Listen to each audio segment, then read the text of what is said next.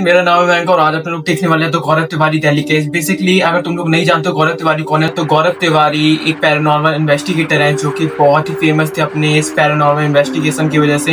And आज हम लोग उन्हीं की एक केस देखने वाले हैं जिसका नाम है द दिल्ली केस। तो बिना किसी देर के हम इस वीडियो को स्टार्ट करते हैं। और हाँ, इस वीडियो को देखने में बहुत मजा आने वाला है, बहुत ही हॉरर होने वाला। जानोगे नहीं तो मानोगे कैसे। ये कुछ शब्द थे उस इंसान के जिन्होंने पूरे देश को खौफ से रूबरू कराया था, जिनका नाम है गौरव तिवारी। गौरव तिवारी को कौन नहीं जानता है यार। पैरानॉर्मल को बहुत वैसे तुम लोग बताओ, अगर तुम लोग ने गौरव तिवारी की वो वेब सीरीज अगर देखी है, मैं उसी को देख के यहाँ पर आया हूँ, इसलिए मैं तुम लोग को भी ये रूबरू कराना चाहता हूँ गौरव तिवारी की इन्वेस्टिगेशन से, केसेस से। एंड मैंने दिल्ली केस खुला है क्योंकि मुझे ये पहले देखा तो मैंने ये खोल दिया, देखते हैं क्या होने वाला है। तो तुम लोग कॉमेंट करके मुझे बताओ कि तुम लोग ने वेब सीरीज वो देख रखी होगी गौरव तिवारी वाली भाई करके।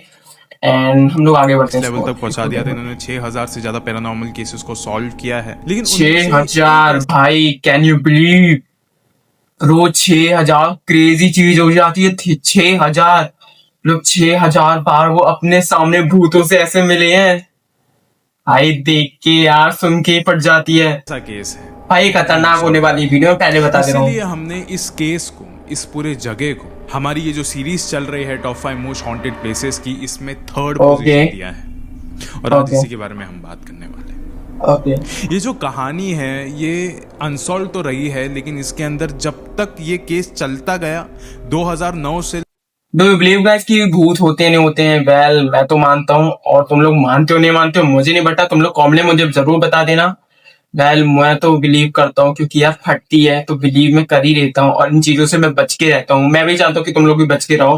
वेल, हम लोग आगे बढ़ते हैं और तुम लोग कॉमेंट में बताना कि अगर तुम लोग बिलीव करते हो या फिर नहीं करते हो। तो लेके जब से गौरव ने सब कुछ शुरू किया तब से लेकर अब तक ये वाला केस अनसॉल्व ही रहा है, लेकिन एक चीज इस केस में बढ़ती रही और वो था खौफ, और उसी के बारे में आज हम बात करेंगे। लेकिन अब ये वीडियो शुरू करने से पहले ऐसे ही और हॉरर और मिस्टीरियस वीडियोस देखने के लिए सब्सक्राइब कर दीजिए। या तो तुम लोग वीडियो को लाइक कर देना, चैनल पे ना तो चैनल को सब्सक्राइब कर देना। एंड हम लोग आगे इस वीडियो को पढ़ते हैं, ठीक है? चैनल को। अब ये कहानी शुरू होती है। ओके। साल था 2012, बारिश का मौसम है एंड खान मार्केट से, दिल्ली के खान मार्केट से, ओके, दिल्ली का खान मार्केट। वेल, मैं रहता नहीं हूँ दिल्ली से वापस। अब वहीं पे इतनी ज्यादा बारिश भी हो रही है, सब कुछ हो रहा है। उसको ऐसी सड़क के कोने में, ये इंसान गाड़ी चला रहा है बाय द वे, और उसको सड़क के कोने में ना एक औरत दिखाई देती है। ओके। सफेद कलर का उसने कपड़ा पहना हुआ है, इट्स अ वाइट गाउन, और वो सड़क के एकदम कोने में खड़ी है और उसने एक हैट पहना हुआ है। ओके, यहाँ पे इसको लगा कि रात बहुत हो रही है, इस समय कोई भी इंसान यहाँ पे हो वो लाजमी नहीं है। एक औरत जिसे इंसानियत के लिए यार कौन मतलब हेल्प नहीं करना चाहता है, लेकिन कभी कभी इंसानियत ही लोगों को खा जाती है। तो अगर बहुत इम्पोर्टेंट लगे तो ऐसा कुछ करना, वरना तो मैं कह रहा हूँ चले जाओ। हैट पहना है वो भी लाजमी नहीं है। और वो जिस जगह पर खड़ी थी ना वो औरत, वो एक कब्रिस्तान का गेट था, उसके पास खड़ी थी वो औरत। कैन यू बिलीव भाई? साइड में लगा दी और कब्रिस्तान के पास ऐसा कुछ औरत थी ही नहीं। खतरनाक। ऐसे समय पे उसके रोंगटे खड़े हो गए, उसको डर लगने लगा। उसकी गाड़ी चलाने की भी हिम्मत नहीं थी अभी, मतलब इतना खौफ भर चुका था उसके अंदर। उसने अपनी गाड़ी को वहीं पे छोड़ा और वो भागते हुए वहां से चला गया। भाई, मेरी तो वीडियो देखते हुए फट रही है। अगर तुम लोग की फटे तुम लोग कमेंट करके मुझे जरूर बताना यार। उस समय वो कब्रिस्तान की ओर ही देखे जा रहा था। पास ही में खड़ा एक आदमी इसको जाके पूछता है इस शख्स को कि क्या हो गया भाई साहब, सब कुछ ठीक है? आप बहुत ज्यादा टेंशन में दिख रहे हो। फिर वो इंसान जिक्र करता है लेडी इन वाइट गाउन का। अब ये इंसान कहता है कि हाँ, ये कोई नई बात नहीं सुन रहा हूँ, ये इस सेमेट्री के पास मेरी बीवी भी यहाँ से निकली थी, उसने भी मेरे को इसी के बारे में बताया था। अब ये वाली बात जो दो लोगों के बीच में हुई, ये आग के तरह फैल चुकी थी कि दिल्ली का पृथ्वीराज सेमेट्री हॉन्टेड है। अब ये आग की तरफ फैल तो गई थी, लेकिन अब ये घूम फिर के उसी के केयरटेकर बेन फर्नांडिस के कानों तक भी ये बात पहुंच चुकी थी। मतलब जो वहां पर रहता होगा, वो सीधा चले जाता है आईपीएस के ऑफिस में, यानी इंडियन पैरानॉर्मल सोसाइटी के ऑफिस में। वो जैसे ही उस ऑफिस में, सो बेसिकली आईपीएस, अगर तुम लोग नहीं जानते तो जो हमारे गौरव तिवारी थे, उन्हीं की टीम का नाम, उन्हीं के सोसाइटी का नाम, मतलब बेसिकली उनके ऑफिस का नाम आईपीएस था, इंडियन पैरानॉर्मल सोसाइटी। ओके। सामने गौरव तिवारी बैठे हुए रहते हैं। गौरव तिवारी उनसे पूछते हैं चाय लेंगे? बेन फर्नांडिस कहते हैं नहीं सर, मैं वो सबके लिए चाय चाहिए तुम्हें। बताना चाहता हूँ कि ये जो पृथ्वीराज देखे पट रही है यार, हॉन्टेड है। गौरव तिवारी कहते हैं हाँ मुझे पता है। बहुत सुना है वहाँ की कहानियों के बारे में। फिर फर्नांडिस कहता है सर यही तो अजीब बात है, मुझे कैसे नहीं दिखी, मैं तो वहाँ का केयरटेकर हूँ। फर्नांडिस ने कहा कि देखो उस शख्स के साथ क्या हुआ, किसी और शख्स के साथ क्या हुआ, मुझे उससे कोई लेना देना नहीं, शायद से हुआ होगा, लेकिन मैं वहाँ पे हर रात को रखवाली करता हूँ, मुझे ये पता है, आवाज़ें सुनता हूँ, हाँ मुझे आत्माओं का भास होता है, हाँ, लेकिन मैंने कभी किसी को वहाँ पे देखा नहीं, किसी आत्मा को भटकते हुए वहाँ पे नहीं देखा। ये जो दावा किया जा रहा है लोगों के द्वारा कि वहाँ पे एक सफ़ेद कपड़े में लिपटी हुई औरत घूमती है, वो तो बिल्कुल नहीं देखा। तो मैं तो ये चाहता हूँ कि आप एक बार वहाँ पे आओ और आप सबको बताओ कि यहाँ पे भूत है या नहीं है। फिर गौरव तिवारी ने कहा कि मैं ये सब चीज़ों में मानता हूँ, लेकिन एक हद तक मानता हूँ। मैं हमेशा जो सबसे पहली प्रायोरिटी है वो मैं साइंस को देता हूँ कि लोग समझे कि कभी कभार चीज़ों में लॉजिक भी होती है और कभी कभार नहीं होती है, तो डेफिनेटली मैं उस चीज़ों पे मानता हूँ। अगर मुझे वहाँ पे भूतों का, आत्माओं का भास हुआ तो उस समय मैं आपकी मदद कर सकता हूँ, लेकिन एक चीज़ अपने दिमाग में रखिए कि मैं कोई भूत भगा। भाई यही तो चीज बनाती थी गौरव तिवारी को सबसे दुनिया का मतलब most world wide famous paranormal investigator, जिसके ऊपर ये सीरीज बनी थी भाई।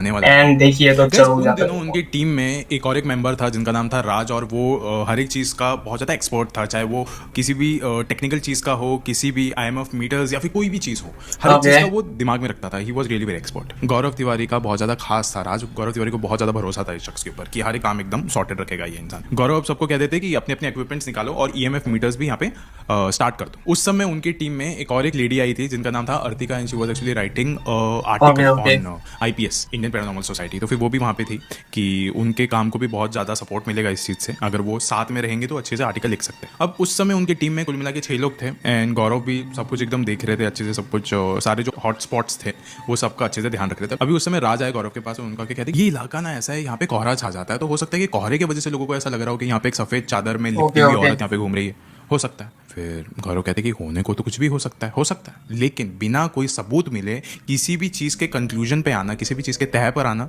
एक बेवकूफ़ी होगी। अब इन्वेस्टिगेशन शुरू होती है, गौरव वगैरह सब लोग यहाँ पे आसपास मौजूद थे। उस समय गौरव चिल्ला के कहता है क्या यहाँ पे कोई मौजूद है? आसपास से कोई आवाज नहीं आती, और अगर हाँ है तो हमें साइन दो। और उस समय क्या होता है ना, उनके एकदम ठीक सामने ना एक पेड़ होता है, उसमें थोड़ी सी हरकत होने लग जाती है। गौरव थोड़े से चौकन्ने हो जाते हैं उस हरकत को देख के। उसी समय उनके कानों में एक आवाज आती है कहते हुए यस, जैसे किसी ने तो अभी कुछ खाया। वो कहते कि ब्रो तुम लोग अकेले जाना चाहोगे क्या? ऐसे क्या कहते हैं इसको, क्या कहते हैं इसे, वही कब्रिस्तान वगैरह पे जाना चाहोगे? पहले मैं तुम लोग को अभी एक अपना केस बताऊंगा कि मेरे साथ एक बार क्या हुआ था। पहले हम लोग ये देख ले, फिर मैं तुम लोग को बताऊंगा बिल्कुल लास्ट में। ओके हुआ है ना अभी कुछ?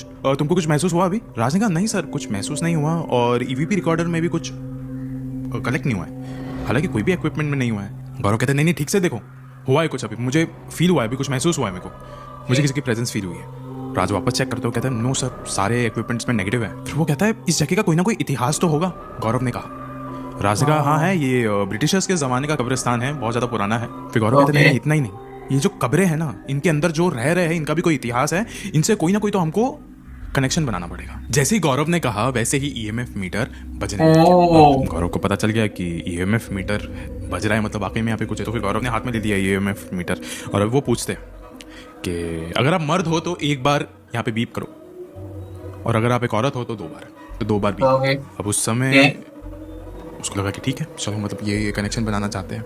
अब वो पूछता है क्या आप लेडी इन वाइट गाउन हो, तो एक और एक बार बीप होता है। तब उसको समझ में आ जाता है कि यस, लोग जो बातें कर रहे हैं वो एकदम सच। ब्रो ये वाला सीन, मतलब ये वाला जो सीन है उस भाई में भी दिखाया गया, अगर तुम लोग देखिए तो। यहाँ पे इन्वेस्टिगेशन और आगे बढ़ने वाली थी क्योंकि एक आत्मा संपर्क करना चाहती है, और आप एक कब्रिस्तान में खड़े हो, तो यहाँ पे बहुत सारी ढेरों सारी आत्माएं, लाजमी सी बातें होंगी ही होंगी। तो वो लोग अपने टीम मेंबर्स के साथ आगे बढ़ जाते हैं, लेकिन अर्तिका नहीं जाती, वो अंशुल के साथ वहीं पर बैठी हुई रहती है। क्यों? लेकिन अंशुल देखता है कि सब लोग आगे बढ़ रहे हैं तो ये भी बढ़ जाता है, लेकिन अर्तिका नहीं बढ़ती। वो हालांकि बस शायद से थोड़ा आगे चलने ही वाली थी, उसी समय उसको ऐसा भास हुआ कि उसके ठीक पीछे अर्तिका को अचानक से पसीना आने लग जाता है। आवाज निकालने की कोशिश कर रही, लेकिन आवाज दबने लग रही है, उसकी सांसें भी उसकी ठीक से नहीं चल रही थी। वो चिल्लाने की कोशिश कर रही थी अंशुल को, तो देखी भी नहीं जा रही अब तो मुझसे, सुन नहीं रहा था।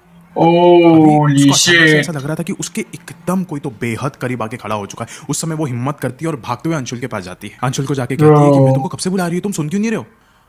अंशुल कहता है कि मैंने नहीं सुना, तुमने आवाज लगाई, मैंने नहीं सुना, सॉरी। Okay. वो ऐसा कहते ही आगे बढ़ जाते अपनी टीम की तरफ। वो एक्चुअली गौरव तिवारी के ही टीम का मेंबर था अंशु। Okay, लेकिन okay. अर्तिका फिर भी वहीं पे खड़ी रहती है, सब कुछ प्रोसेस कर रही रहती है, और उसके ठीक पीछे से उसको आवाज आती है, क्या तुमने सुना था? वो एकदम आराम से पीछे मुड़ती है, Oh. और उसके ठीक सामने एक औरत खड़ी है जिसने सफेद कलर का गाउन पहना हुआ था। अर्तिका Okay. भागते हुए चिल्लाते हुए गौरव तिवारी के टीममेट्स के पास पहुंच गई, Bro, हाफती हुई कौन आवाज में। नहीं भागेगा? वो कहती है कि वो औरत वहीं पर है, मुझसे बात कर रही थी। गौरव ने पूछा कि एक सेकंड एग्जैक्टली हुआ क्या था। Okay. अर्तिका ने कहा कि मैं जैसे ही अंशुल से बात कर रही थी ना उस समय, और उसी वक्त अंशुल रुक के कहता है कि एक सेकंड, मैं तुमने मुझसे बात कब करी? मैं जब से गौरव सर के साथ ही खड़ा हूं, तुम्हारी और मेरी कोई भी बात नहीं हुई। अर्तिका एकदम घबरा गई है सुनकर। उसने कहा सर कुछ तो भाई बहुत साहब, ये क्या बहुत चल रहा है? एकदम घबरा गई, पसीना पसीना हो चुकी है वो। गौरव ने कहा कि एक सेकंड, मुझे जितनी जानकारी चाहिए थी मैंने वो सब कुछ अभी इकट्ठा कर लिया हूँ मेरे पास। अब इनको फर्नांडिस को मिलना चाहिए। और एक बात यहाँ पे ब्रो, क्या एआई का यूज करा है? मतलब तुम लोग देख सकते हो भाई ने क्या एआई का यूज करा है इस बंदे ने। मानता हूँ कि मैं बिल्कुल अलग उसमें जा रहा हूँ, लेकिन भाई सल्यूट है भाई। बात आराम से वो क्या एआई का आजकल यूज हो रहा है ना। वहां पे जाके हम लोग बाकी की बातें करते हैं। वहां पे जाते हैं और वो अभी अपना ना कैमरा चेक कर रहा होता है। गौरव कैमरा में उसको एक औरत की तस्वीर दिखती है और वो दिखाती है अर्तिका कहती है हाँ सर यही थी वो औरत, यही तो थी जिससे मैं बात कर रही थी, जो मेरे नजदीक आई थी। गौरव ने कहा कि 1940 में जब ये कब्रिस्तान बना था उस समय जो पहली लाश यहाँ पे गाड़ी गई थी उसका नाम मैरी था, है ना। फर्नांडिस एकदम शांत हो गया। फिर गौरव ने कहा कि तब से लेकर अब तक इतने सारे जमाने बीत गए हैं लेकिन वो औरत अभी भी यहाँ पे अपना हक जमा कर बैठी हुई है, क्योंकि जो भी आने जाने वाला शख्स हो वो इस कब्रिस्तान को चोट ना पहुंचाए या फिर यहाँ पे कोई छेड़खानी ना करे। ओके। फर्नांडिस ने कहा कि लेकिन मैं भी तो यहीं पे रहता हूँ, बाकी लोगों को दिखती है मुझे नहीं दिखती, ऐसे कैसे? उसके बाद गौरव कहते कि तुम तो यहाँ पे रखवाली करते हो, केयरटेकर हो यहाँ के, तुमको वो कैसे चोट पहुंचाएगी? कुछ भी नहीं कर सकती, तुम्हें दिखेगी भी नहीं। फिर फर्नांडिस ने कहा सर मान गया मैं आपको, जितनी बातें आपके बारे में सुनी थी उससे ज़्यादा बेहतर निकले आप। पहले जितने आपने केसेस सॉल्व किए हैं वैसे ही दोबारा आपने एक और एक केस सॉल्व कर दिया। फिर गौरव ने कहा कि यही तो मेरा काम है, मेरा और मेरी टीम हम लोग यही तो करते हैं, यही हमारी कोशिश है कि जहाँ साइंस का काम होता है वहाँ पे भूतों का नाम नहीं होता, और जहाँ पे भूतों का नाम होता है वहाँ पे साइंस का कोई काम नहीं होता। इसलिए मैं कहता हूँ कि जब तक जानोगे नहीं मानोगे कैसे। आज इस वीडियो के अंत में मैं आपसे बस इतना ही कहना चाहता हूँ, एक्चुअली कहना नहीं चाहता, सवाल पूछना चाहता हूँ। अगर आप कभी भी दिल्ली गए हो या फिर आप दिल्ली में रहते हो तो आप ये वाली बात बताइए, क्या आपको कभी भी पृथ्वीराज सिमेट्री के पास आसपास कभी ऐसा कुछ भास हुआ है? आई डोंट नो, मैं तो कभी गया नहीं हूँ तो मुझे तो नहीं पता। मतलब मैं कभी गया हूँ तो मुझे दिखेगा, ऐसा कैसे? मैं कभी दिल्ली नहीं गया हूँ, ठीक है।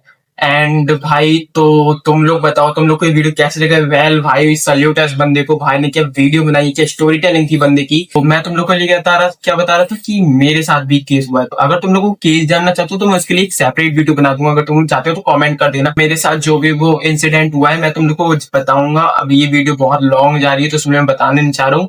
वेल उसके लिए अलग वीडियो बनाऊंगा, उसके लिए तुम लोग कमेंट कर दो कि हमारे लिए भी तुम्हारे को इंसिडेंट सुनना है। एंड वो कुछ हिंट दे देता हूँ, वो कब्रिस्तान से ही रिलेटेड था। बस तुम लोग कमेंट कर देना। बाकी हम मिलते हैं नेक्स्ट वीडियो में, एंड तब तक के बाय बाय।